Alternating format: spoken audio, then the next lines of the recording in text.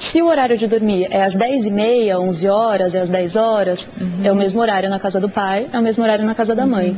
Para você não ter esse jogo, esse meio de campo um pouco embolado, para que pelo menos essas regras básicas sejam sempre as mesmas. Para que a criança tenha rotina, né? Porque exatamente. Quebrar isso gera insegurança. Muita. Mas é muito delicado, né? Porque um casal que se separou, que não conseguiu estabelecer um convívio, e muitas vezes, por quê? Porque não tem diálogo, porque dentro da própria casa a mãe fala uma coisa, o pai fala outra, né? Então o pai fala pode, a mãe fala não pode, a mãe fala não pode, o pai... Enfim, é difícil, né? Tem que ter muita... Tem que ter muita maturidade. Como é que se estabelece esse diálogo? Porque se dentro do casamento, dentro do lar, não conseguia, às vezes divergiam na educação.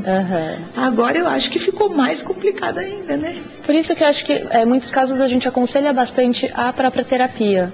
O próprio atendimento, assim, você vai ter um profissional que você vai poder conversar sobre essas coisas, e você, muitas vezes, assim, o terapeuta familiar, por exemplo, ele lida com o pai e com a mãe, mesmo divorciados, imaginando essa situação, e o terapeuta acaba sendo mediador.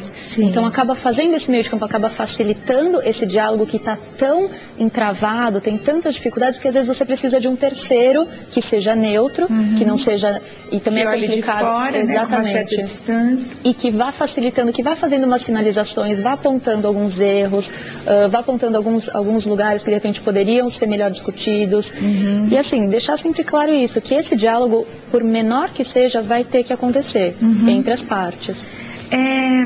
Uma coisa que a gente também sabe que existe, e assim, nós que trabalhamos com as pessoas na igreja, que também aconselhamos, que acompanhamos as famílias, às vezes a gente ouve isso. Eu já ouvi casos, por exemplo, olha, eu e meu marido nós não temos mais relacionamento de marido e mulher, a gente não vive junto, assim como marido e mulher, mas a gente está na mesma casa por causa dos filhos, porque a gente, sabe, queremos criar os filhos, não queremos causar nenhum transtorno. E qual é a sua opinião, a sua experiência a respeito disso?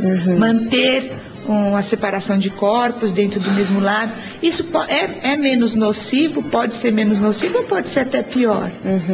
Eu acho que assim, é bastante interessante essa colocação, porque eu acho que é muito frequente essa dúvida mesmo, né, no consultório. Eu acho que volta àquela situação de cada caso é um caso, e depende muito realmente como que é esse convívio dentro do mesmo teto. Se esse convívio continua sendo amigável, continua sendo respeitoso, ou se já está ultrapassando um limite que, assim, de repente até o marido ou a esposa mesmo tem outro parceiro e começa a trazer esse parceiro em casa. Então, já fica inviável mesmo. Exatamente, né? Dessas relações ficam totalmente complicadas realmente. E que assim, a gente sempre orienta que o divórcio, na realidade, as pessoas veem como uma coisa muito negativa, mas se trabalhado de uma forma bacana, se conversado abertamente com as crianças compreendem de uma forma saudável até. Então acho que muitas vezes a solução realmente é o divórcio. Então às vezes você acaba tentando postergar esse divórcio em função de um bem-estar, só que na verdade o efeito está sendo contrário. Está causando mais prejuízo por causa dessa falta dinâmica de respeito, mesmo. Exatamente. Do peso, né? Exatamente. A gente tem uma pergunta, temos na linha uma telespectadora. Eu gostaria de saber como que os pais podem falar com os filhos, os pais divorciados, para os filhos ainda conseguirem acreditar que o amor entre o homem e uma mulher, ele é possível, sabe? Porque entre pai e filho a gente entende que o amor é mais incondicional mesmo, na maioria das vezes. Agora, entre um homem e uma mulher, é tão complicado, sabe, fazer as coisas darem certo, porque todo mundo tem sonhos, tem vontade, e é tão chato quando isso acaba. E como que fazer os filhos acreditarem que isso pode dar certo se eles estão vendo que tudo está dando errado?